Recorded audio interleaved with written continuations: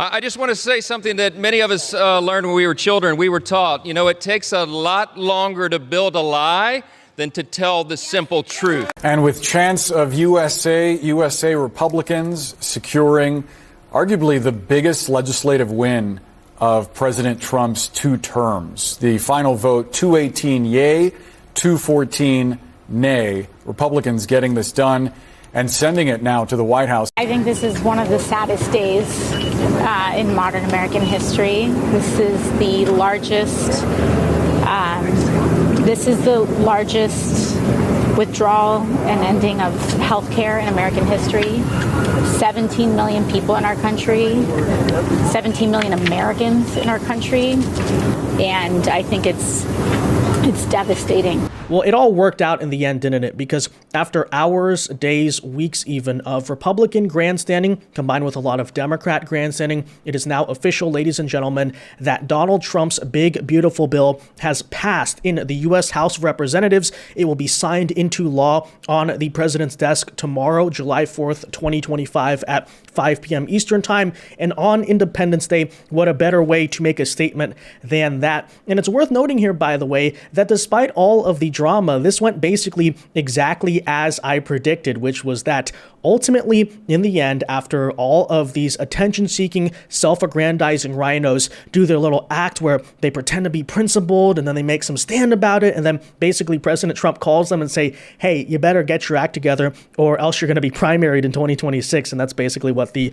conversation here really goes like. It's like, oh, yes, sir, Mr. President. And ultimately, I knew that was what was going to happen. And so I'm not very surprised here at all that after all of the kayfabe nonsense that is just so predictable, they put on a show, but ultimately they got it done in the end, and that is certainly a good thing to see. Now, while there was a lot of that type of behavior from Republicans, it's of course also worth noting that the ultimate end story, the thing people are going to probably remember most from this whole debacle, is not even necessarily like Thomas Massey, Brian Fitzpatrick, any of these people. It is, of course, the ridiculously hysterical speech that House Democratic leader Hakeem Jeffries gave for some 8+ however long it was. I don't know. He basically set a House record, apparently.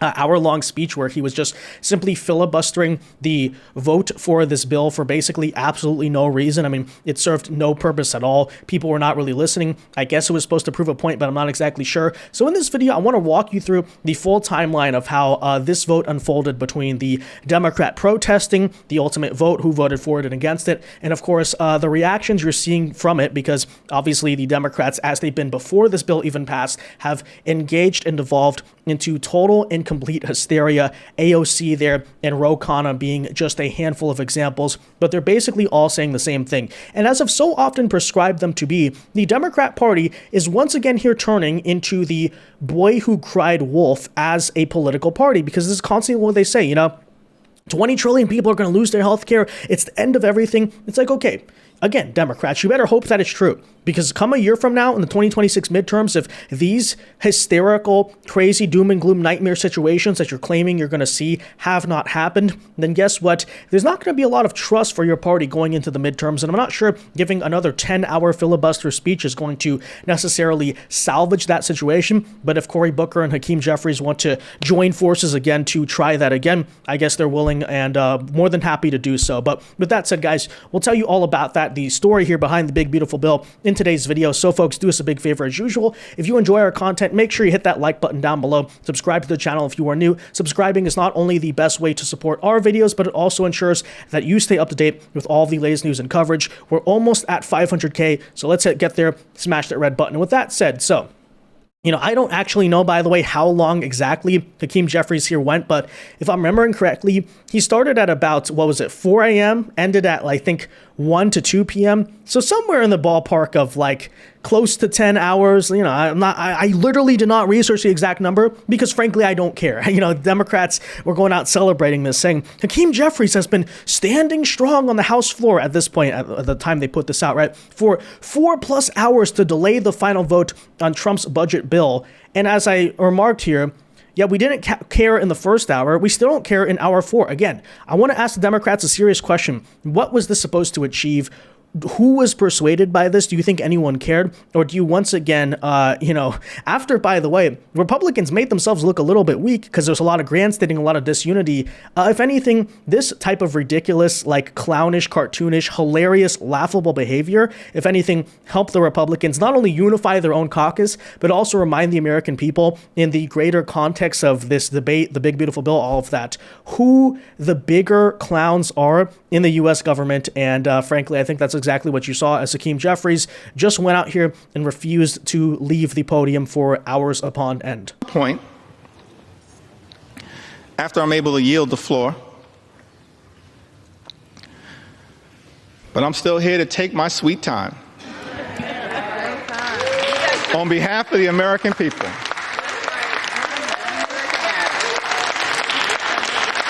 Because it was totally unacceptable that you would try to jam this bill, Mr. Speaker, down the throats of the American people with 15 minutes allocated for a debate that would hurt everyday Americans, allocated to the committees of jurisdiction. 15 minutes. Represented by Congresswoman Elise Stefanik.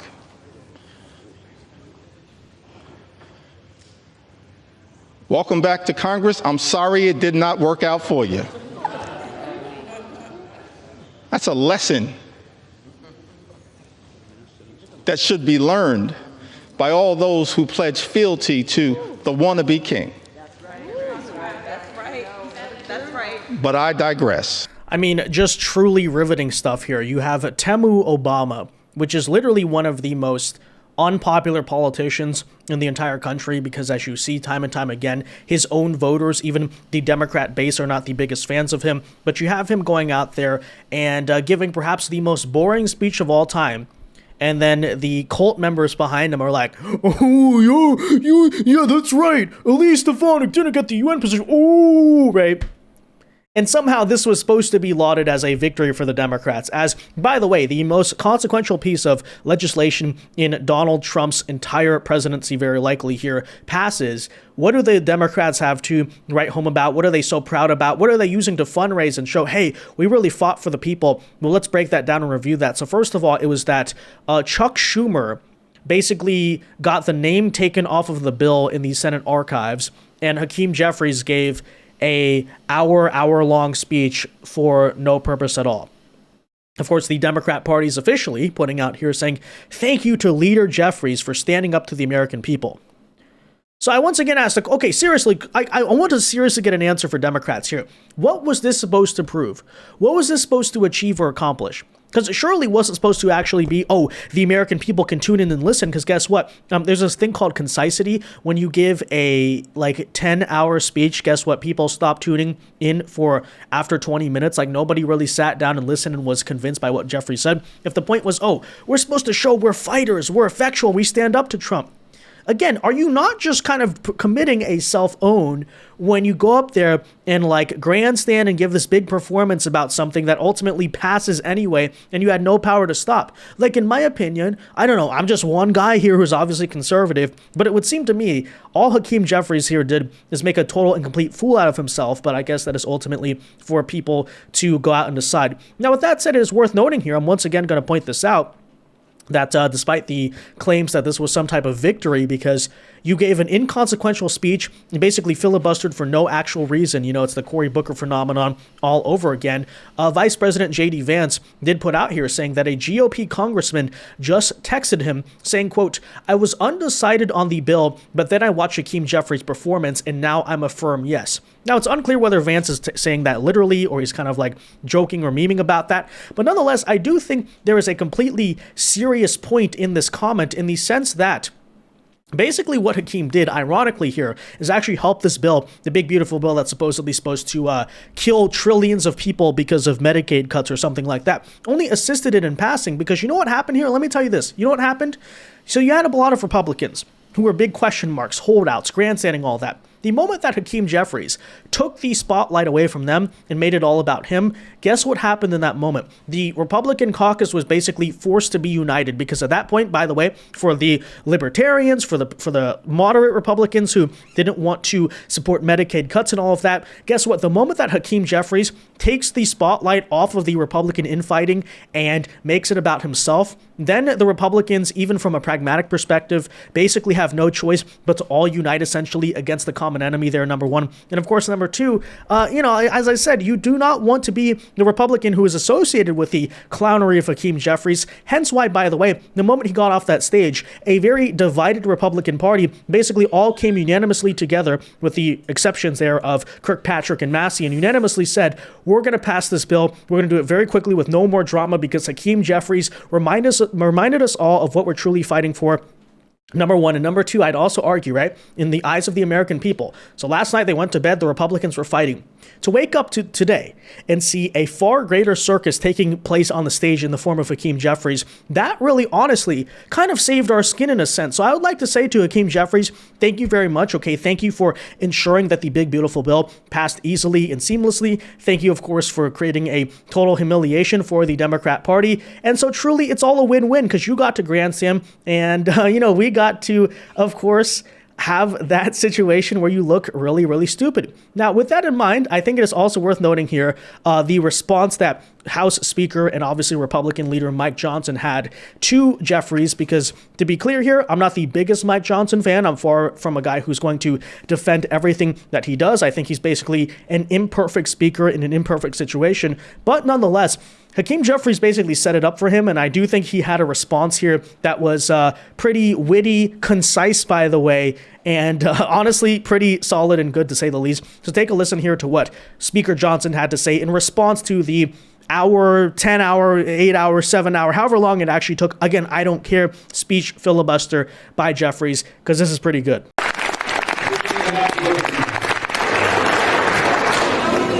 thank the gentleman from Missouri. I thank you, Mr. Speaker.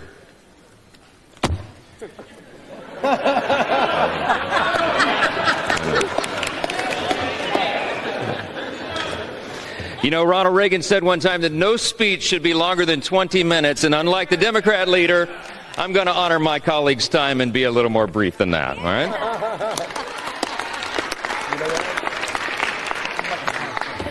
I just want to say something that many of us learned when we were children. We were taught, it takes a lot longer to build a lie than to tell the simple truth.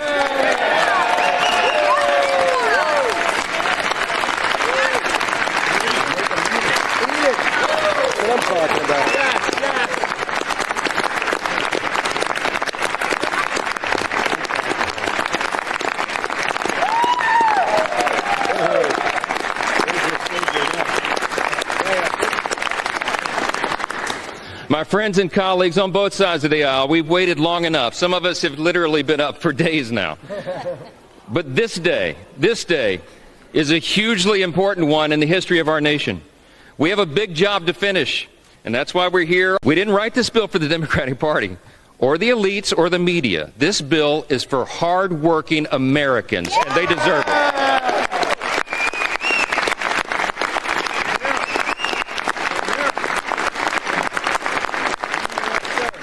I'm going to just say this as plainly as I can. This is a simple truth. If you're for a secure border, safer communities, and a strong military, this bill is for you.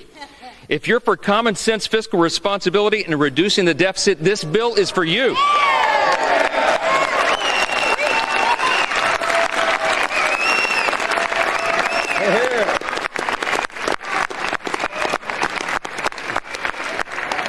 If you're for fair and lower taxes, bigger paychecks, affordable gas and groceries, and restoring dignity to hard work, this is the bill for you.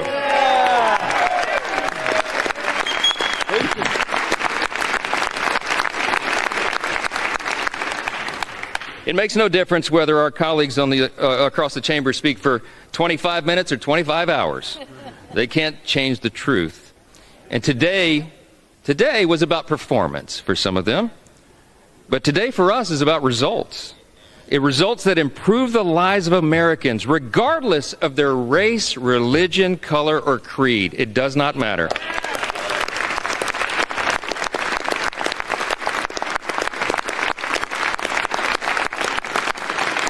I tell you what, Ronald Reagan used to remind us you can always trust the American people, and we do trust the American people, and they can discern the difference.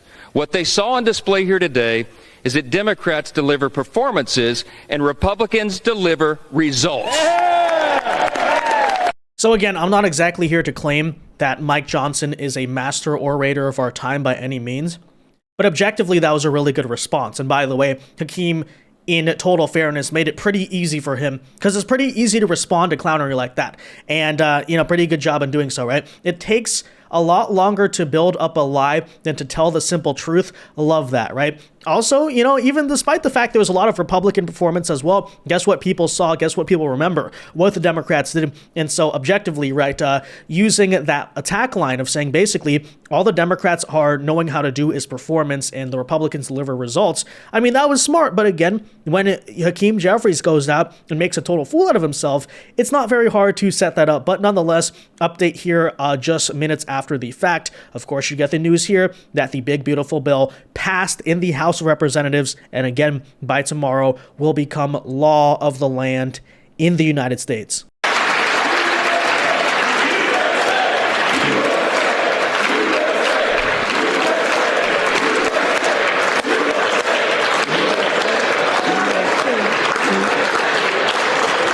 Without objection, the motion to reconsider is laid on the table.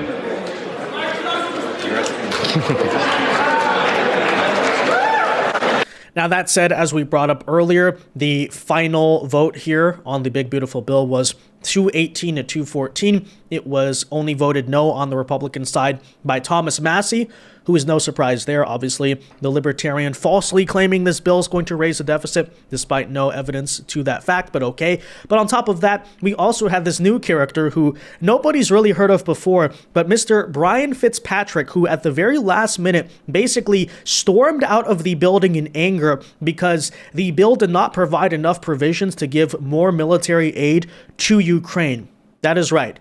He walked out and decided to vote no on a bill that was largely about tax policy and funding for border security because, by the way, as the representative of a swing district in Bucks County, Pennsylvania, because apparently he was upset that the U.S. tax dollars money would not be given away to a foreign nation. So quite a character this individual is. But of course, you knew they were going to be the grandstanding. Who cares about that at the current moment? Because Republicans ultimately here were successful. And as usual, as I said, the whole thing is kayfabe, right? Oh, look at these two people. We're going to act principled, even though we knew it was going to pass anyway. You know how it goes. That said, I do think it is, we've been over it before, but I do think it is worth again reiterating here the actual things that the big, beautiful bill does, because despite all of the slander, what are we talking about here? Why have I said, by the way, it is such an important thing? Because this, of course, extends the 2017 tax cuts. Keep in mind on that front alone,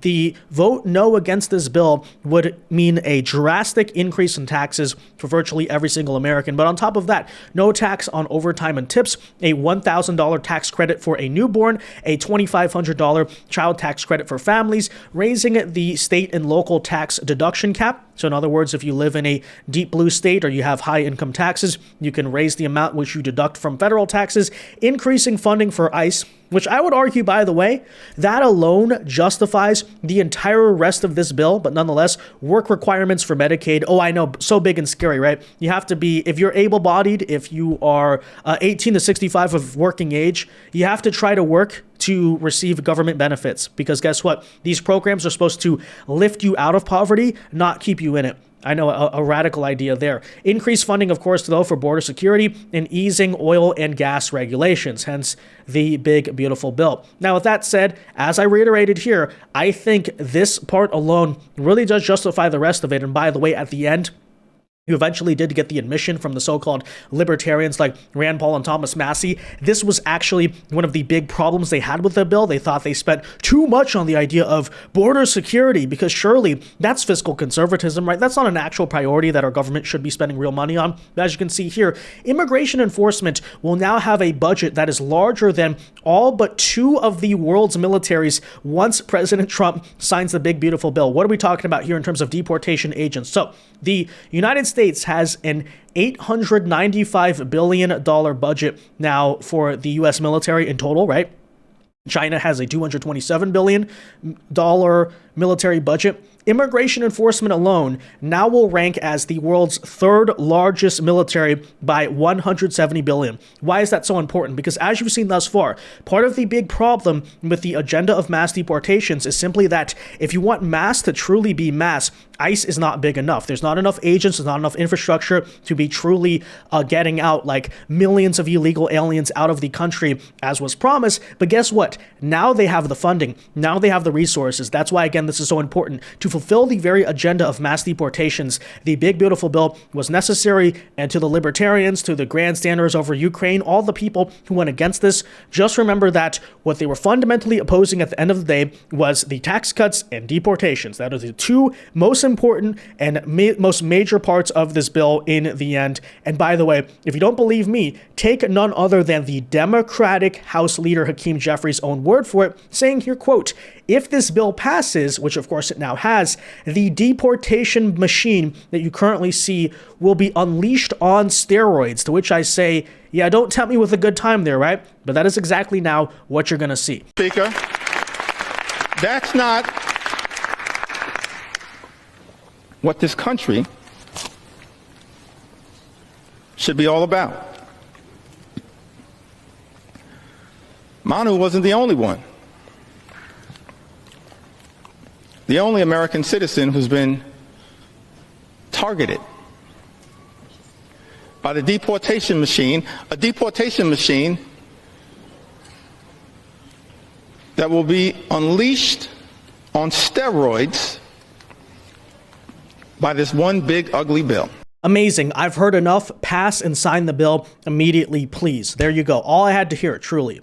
But anyways, as you could expect, Stephen Miller is definitely very happy about the passage of this bill, but the way he puts it as usual is very, very precise here, saying, quote, "The agenda that President Trump campaigned on and won in a historic mandate to implement is now the law of the land. The golden age is officially here. Congress just passed," yes, despite all of the slander about it, yes, "the most populist, pro-worker, pro-American, pro-sovereignty, pro-freedom, and pro-growth legislation in American history." Now, that said, as you could expect, the Democrat side is not exactly taking this just as well or as happily. For instance, you have Congressman Khanna, who for some reason follows me on Twitter now. I don't even know why. I mean, I was in his replies attacking him, and then he follows me, so I don't know. Thank you for that, Khanna, I guess. But apparently, he is going out here and saying, quote, "I don't think it is very patriotic to kick 17 million people off of Medicaid so billionaires can get tax cuts."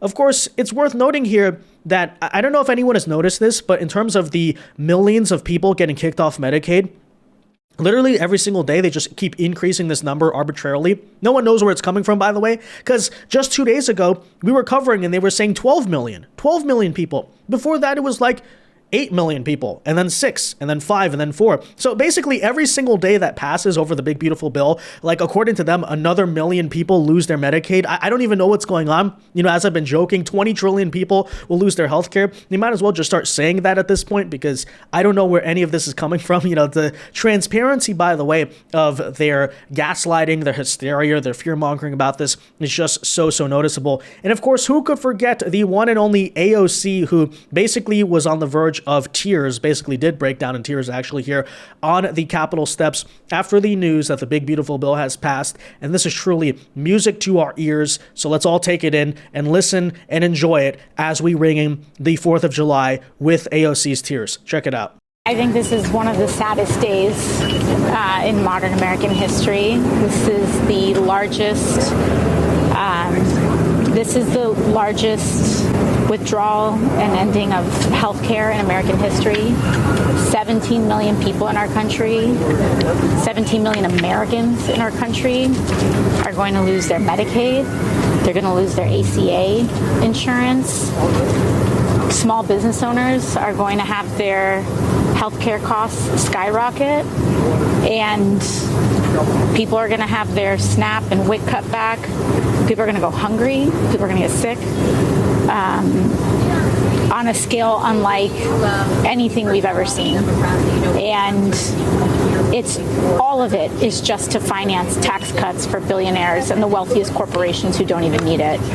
I don't think I don't think we have ever seen or are prepared for how catastrophic this is set to be for a lot of people. And I think it's devastating. And they're talking about this as though it's some tax cut. Even the stuff that they're talking about, taxes on tips, no tax on tips, that's only for people, that's only up to $25,000. And if you're making less than that, you're already kind of exempt from a lot of these things in the first place. So they're giving people crumbs and they're taking away the whole loaf. And it's just a genuinely really sad day for our country. What about Leader Jeffries' final message, looking ahead to 2026, 2028?